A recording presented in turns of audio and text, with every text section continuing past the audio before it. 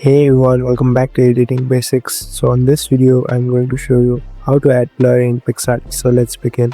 First of all, open your Picsart application. Now you can see this plus icon on the middle. Tap on plus.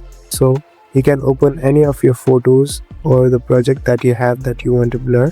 Now open your photos or the things that you want to blur. So as you can see, this is the picture that I have imported. So now tap on this effects icon. Yeah, you can see the option of blur. Tap on blur and choose any one of these blur options. So as you can see, there are different types of blur option available here. Select the one that you like and at last tap on the stick button. So now we are done. The picture has been blurred and you are ready to go. Thank you for watching this video. I hope this helps you.